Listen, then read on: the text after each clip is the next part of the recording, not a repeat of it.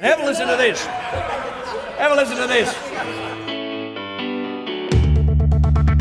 Interest rates are higher. I know people don't like that, but you should be welcoming a stronger economy. And maybe a deal has a point about the machinery of capitalism being oiled with the blood of the The worker. United States is a country that has always paid all of its bills. Lannister always pays his debts. Don't let the bastards get you.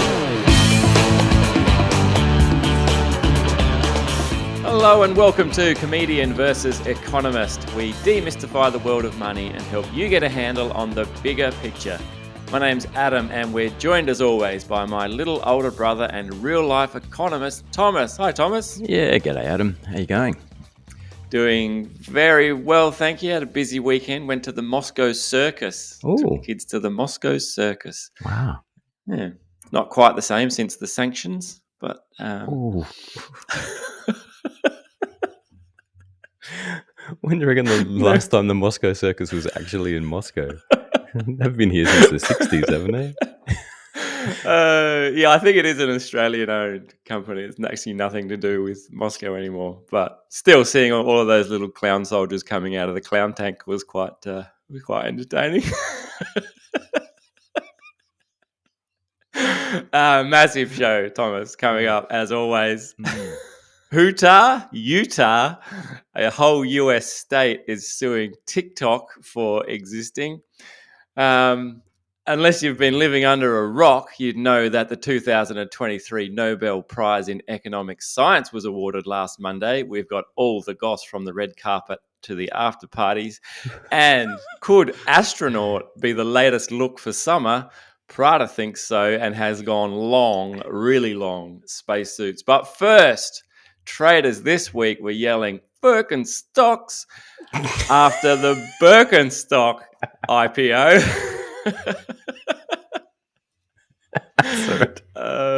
Thomas, Birkenstonk IPO this week. Yeah.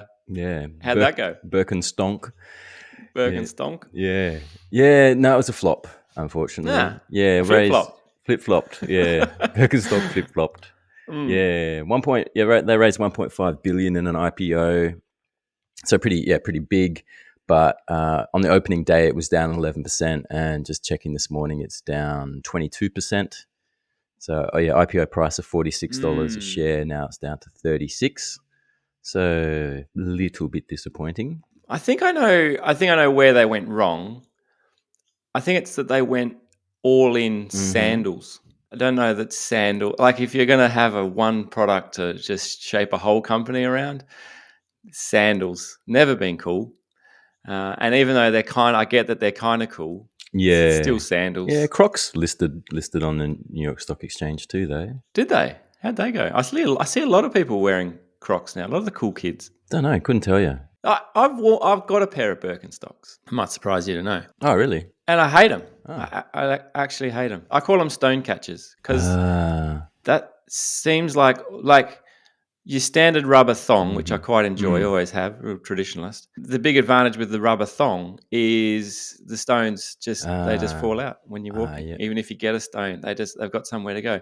The Birkenstock have got those raised ridges around the edge that seem like they are purely designed to just catch and trap stones in your thong. And like I feel like whenever I wear them, I'm just walking around and I'm stopping every 10 meters to empty my Birkenstocks of all the Birken rocks that are in there. And so even if they were comfortable, which I'm still not, the jury's still out. Like people keep telling me, no, you got to wear them in and then you'll love them. They just mold to your feet. I've had them for 12 months and at best they're my good going out thong. I can wear them to Christmas Day when it's hot, but you still need to look a bit nice. You wear your Birkenstocks and people are like, oh, fancy. Well, maybe they're not. Well, look, he's wearing Birkenstocks with his singlet on Christmas Day. I don't want to slam Birkenstocks that kick them when they're down. Yeah. They've had a rough week. Well, rough week. They raised $1.5 billion. They're doing all right. So they'll be okay. Yeah, I love my Birkenstocks. Yeah, you like your Birkenstocks. I think your problem is just the gimpy way that you walk. Pulls in the rock. It's my stubborn gait as I as I limp around. I think I do spend a lot of time walking through gravelly surfaces for some reason. Right, I don't know. yeah. Adelaide's a bit like that. I wrote a letter to the council asking them to pave a bit of footpath. I'm getting rocks in Because my the- Birkenstock. I know we've got a lot of problems in the world at the moment, but I did actually write a letter to our local council because they'd paved the whole street except this one bit where there was like cracker dust off to the side of the paved bit. I'm like, just pave that bit. I feel like we're way away from Wall Street here. Yeah, big issues. Yeah, yeah, it was a bit of a flop. I think the interesting thing, we'll just cut straight to it, but so Professor Scott Galloway has had an interesting piece a few weeks ago saying that a lot of these days, so in the past, IPOs used to be how you raised a massive amount of capital. So you took it public because that's where all the money was. And if you really wanted to fuel your growth, you took the company public and then pulled in all the capital and then used that capital to grow. And he's saying like in the past 10, 15 years, the game has changed because we've now got all this private equity. So there's like private conglomerations of mass with like you got your sovereign wealth funds and your big venture capital firms like SoftBank and that sort of thing. And they have so much money there ready to go that a company that's looking to fund growth doesn't need to go public anymore. There's enough private options available. Ah, right. And so Birkenstock, for example, they're owned by L. Catterton, which is a private equity firm. So yeah, so it's already in private hands. So it's already gone through that phase of like raising money to fund growth, which sort of means that by the time a company's going public, it's kind of had all the juice sucked out of it because it's not at the cusp of a big growth wave. Now it's at the tail end of a growth wave, the private equity owners are like, oh, how can we get one more squeeze of juice out of the goon bag? And we'll take it public.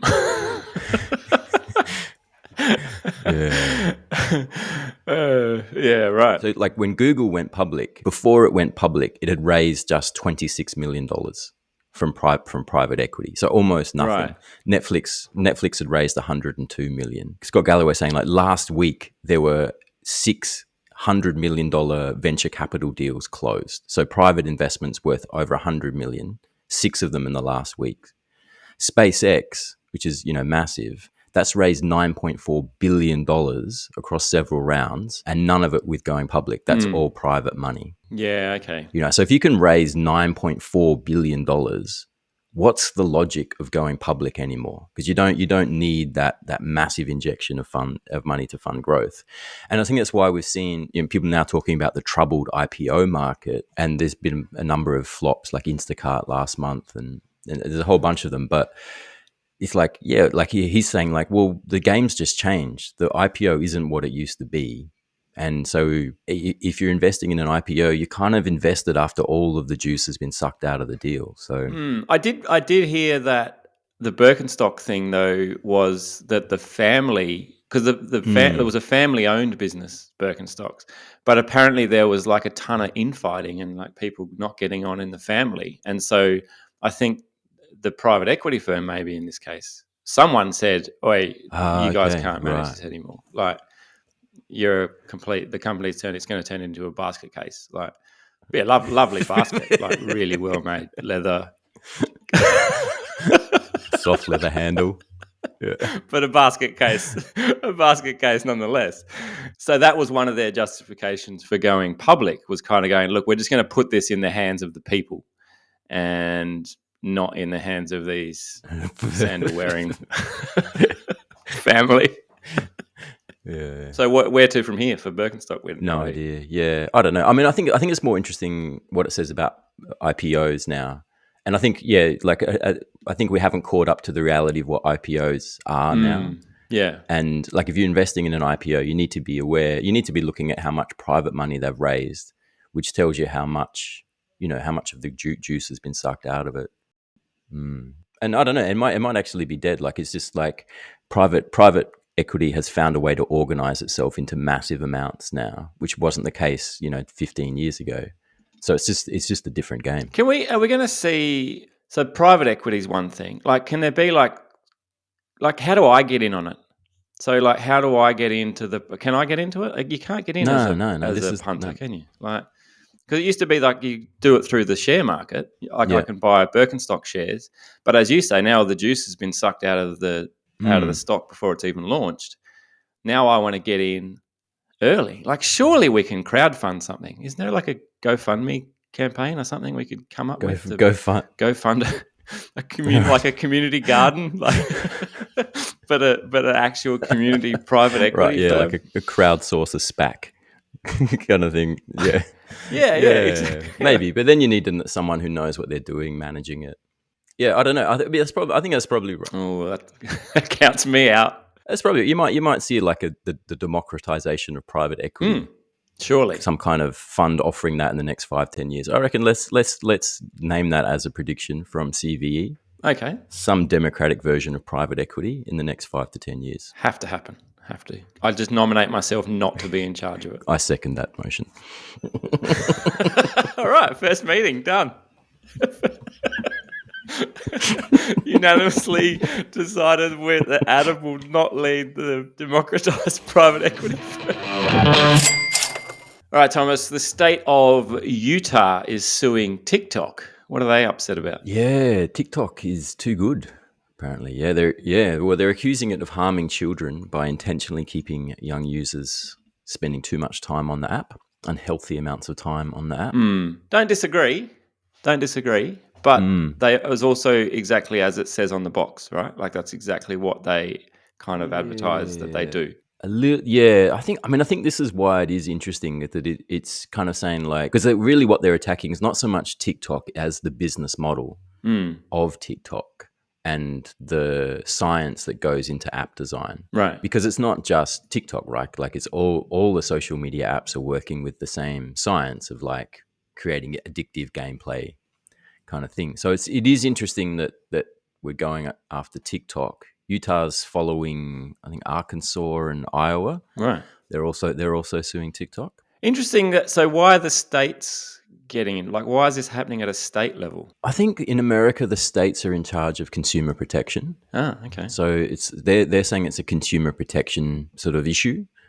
That there's this sort of addictive things being marketed to children, and that's not okay. So that's a consumer protection story. Right. Yeah. Okay. And I think there's some cash in it. Like they're yes. Well, so they're going after civil penalties, which means cash plus a change in their things. But interesting. There's 50 odd states. 3 of them are suing. Like if one gets up, like surely other states go, going to cash in on that. And I think I know the answer to this question, but why are they picking on TikTok in particular? Yeah, I think particular, you might.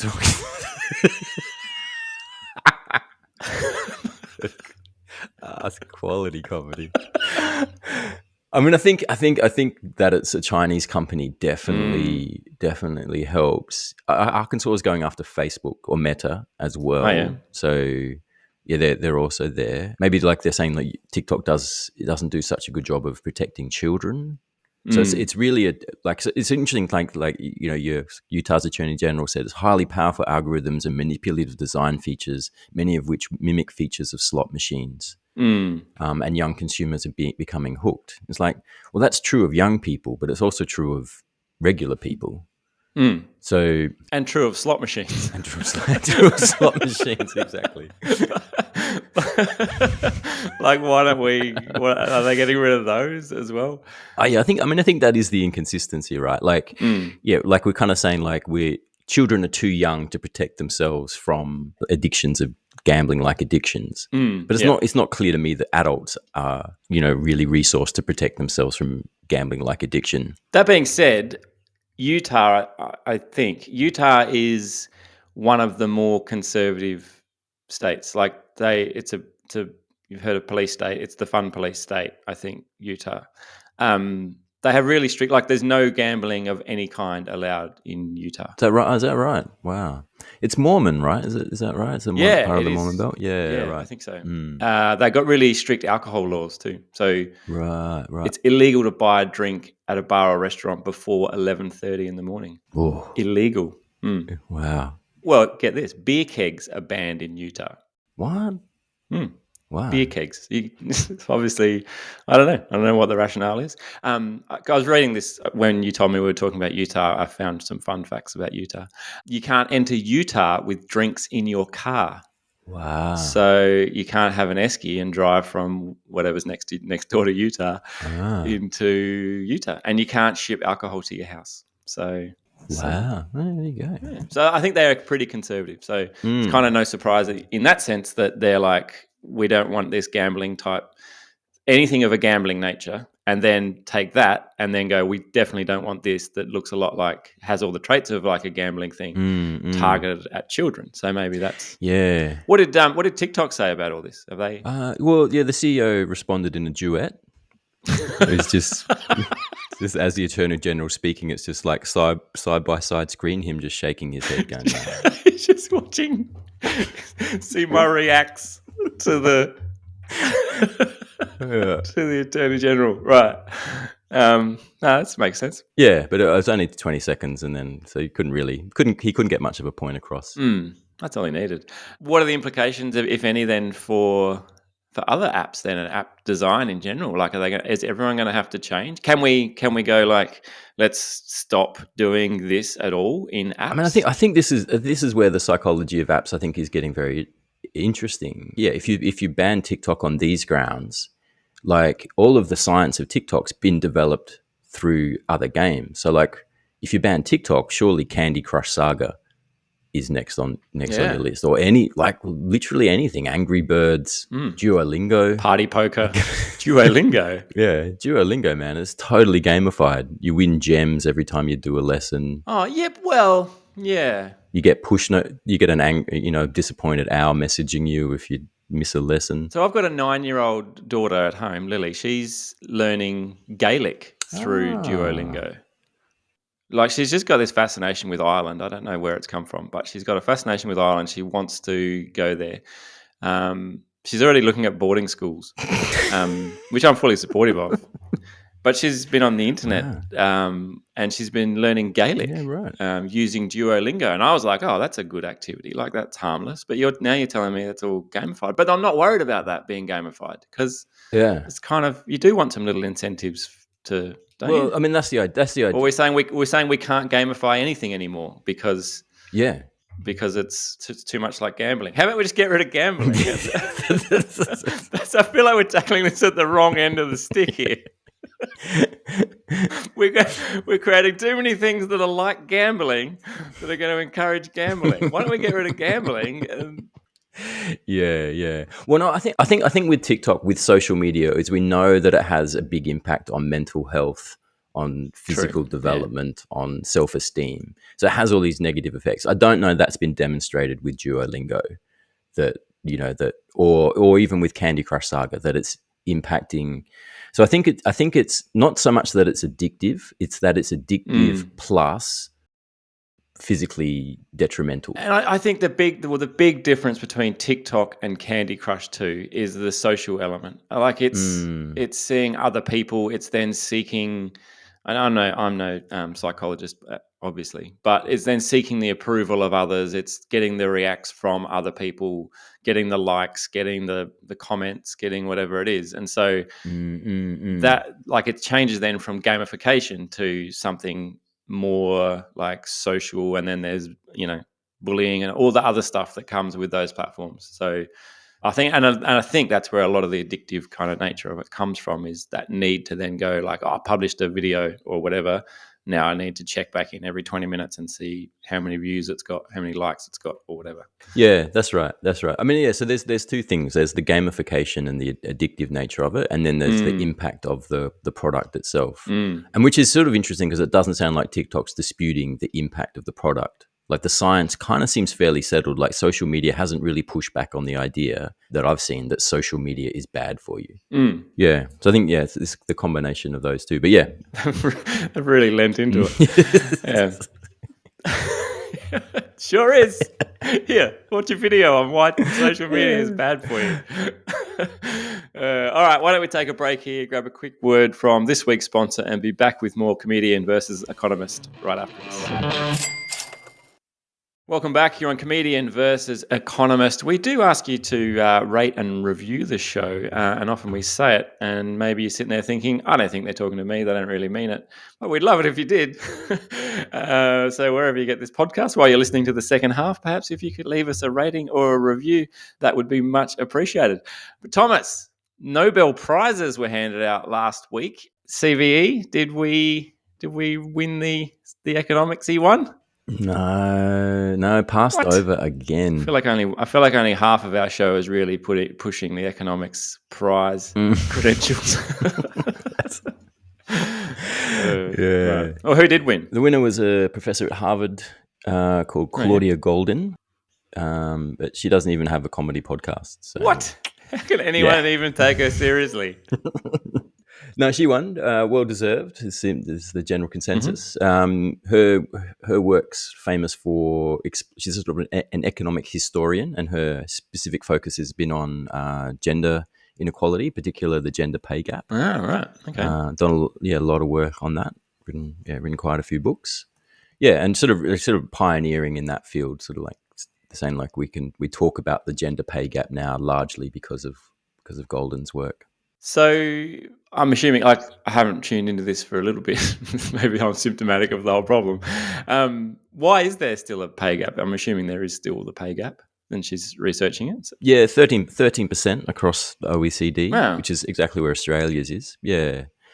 So that's what her work was saying, particularly like in sort of it used to be about the different kinds of jobs that people did. That there used to be a difference between the jobs that men went into and jobs women went into, but that's less of a factor now. And now it's more about within career differentials. So within the same job, that makes it an easier concept for me to understand. I think, like when we talk about a gender pay gap, if you can kind of go like, this person's a doctor and this person's a doctor, why does this person get paid more than that person? Whereas it used to be a bit murky when it was kind of like, well, this person's doing one job and this person's doing another one, but there's a pay gap.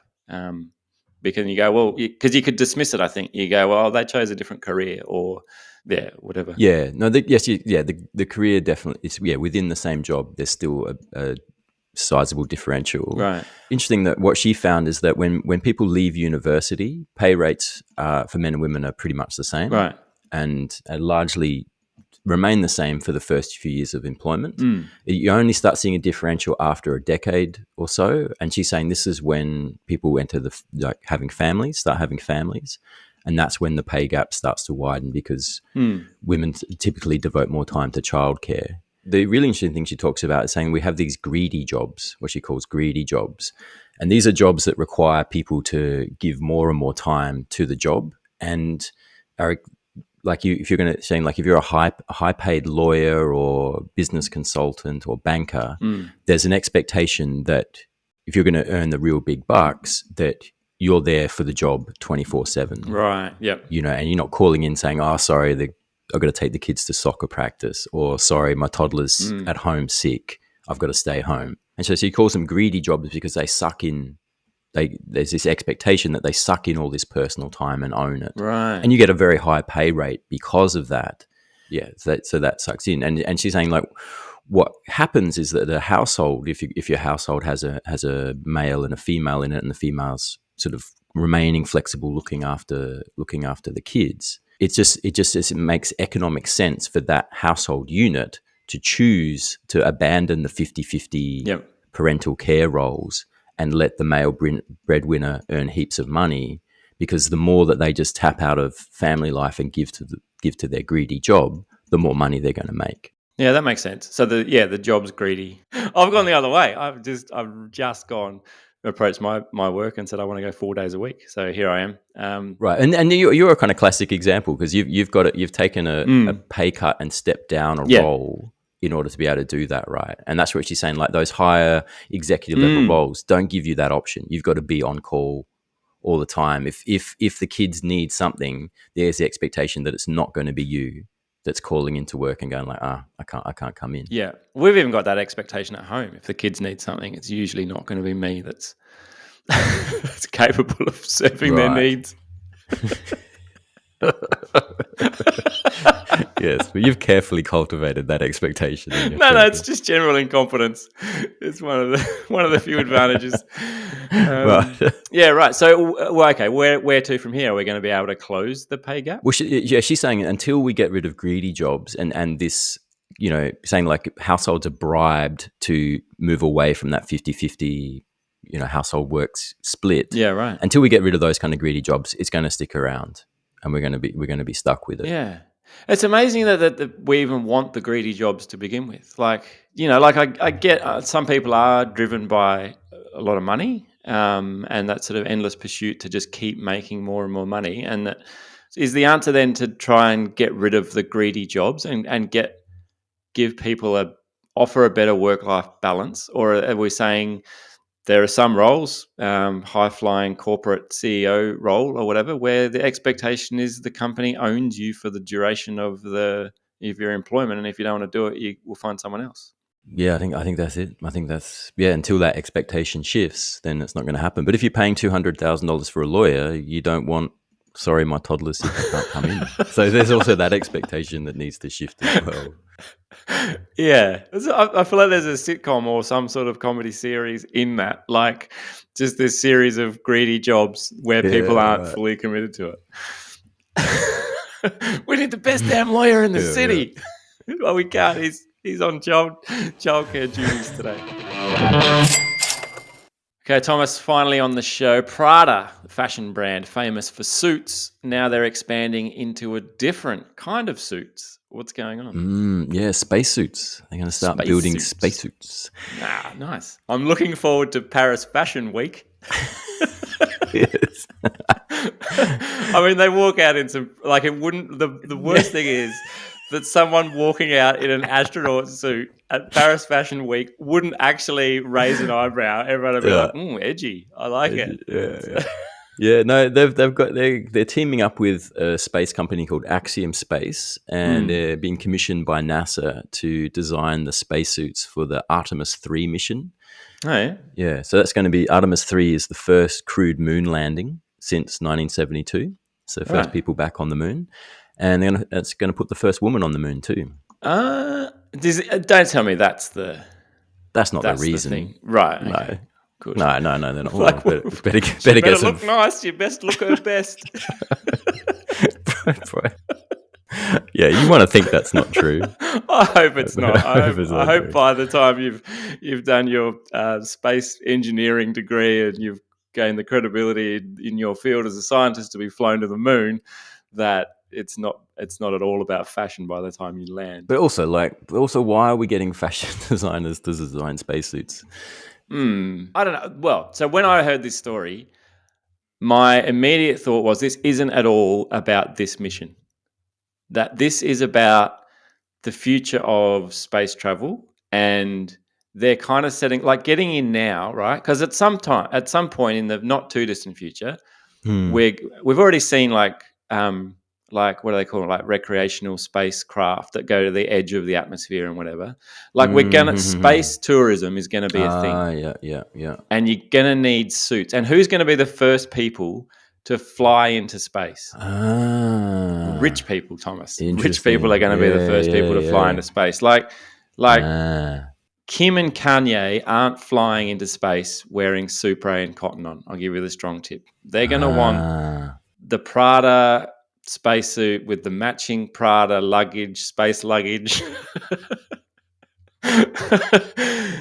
So that's my tip here, is that Prada are going positioning themselves. Yeah, we are the boutique fashion house for all your space wear needs when you start traveling, and they'll have the leg up on the competition. I reckon. Yeah, I think you're right. I mean, my thought was this is branding, some branding genius, and it wouldn't surprise me if Prada paid to be part of this collaboration, because it's this epic branding. We're designing spacesuits for NASA. That's a nice feather in the cap. I think especially because it's a partnership too, it makes it easy that they could do next to nothing.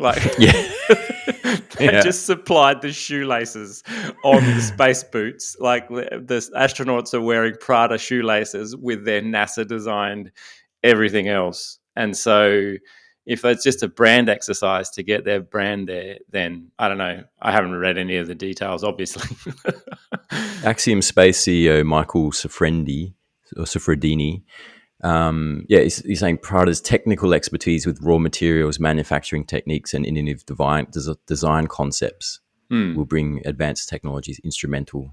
Blah blah. Something. It's going to be awesome. So, I mean, it is true. They do have a lot of experience working with clothes and materials and sewing things together. So, at that level, it might be true. But then he says, but they also bring the much-needed human factor considerations absent from legacy spacesuits. You got any idea what the human factor considerations absent from legacy spacesuits is? Yeah, well, the spacesuits never used to take into account on which side do you dress, sir.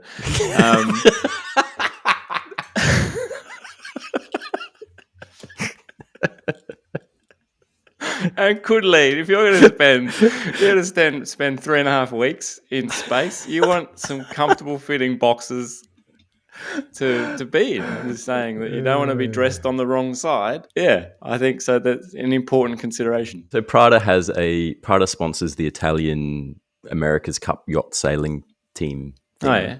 Yeah. Did you see the photo I sent you of the Prada sailing team uniform? Oh no, I didn't. I sent it to you. It's not pretty. It's actually just weird. Yeah. Google it. Have a look. It's pretty weird. Yeah, I don't know. Who knows why? I suspect it's a long-term play. Yeah. What I most look forward to though is on our next trip to Bali, being able to buy cheap knockoff Prada spacesuits from some guy in a market in Kuta. And have him tell me that it's a genuine Prada spacesuit, even though it's like a painted Coke bottle on the back. That's not an oxygen tank. That's yeah. All right, why don't we leave it there? Thank you so much for tuning in. We really do appreciate it. That's all for us for this week. Until next time, it is bye for now. Comedian V Economist is a product of Equity Mates Media. All information in this podcast is for education and entertainment purposes only. It is not intended as a substitute for professional finance, legal, or tax advice. The hosts of Comedian V Economist are not financial professionals and are not aware of your personal financial circumstances. Before making any financial decisions, you should read the product disclosure statement and, if necessary, consult a licensed financial professional. Do not take financial advice from a podcast. For more information, head to the disclaimer page on the Equity Mates website where you can find ASIC resources and find a registered financial professional near you. In the spirit of reconciliation, Equity Mates Media and the hosts of Comedian V Economist acknowledge the traditional custodians of country throughout Australia and their connections to land, sea and community. We pay our respects to their elders past and present and extend that respect to all Aboriginal and Torres Strait Islander people today.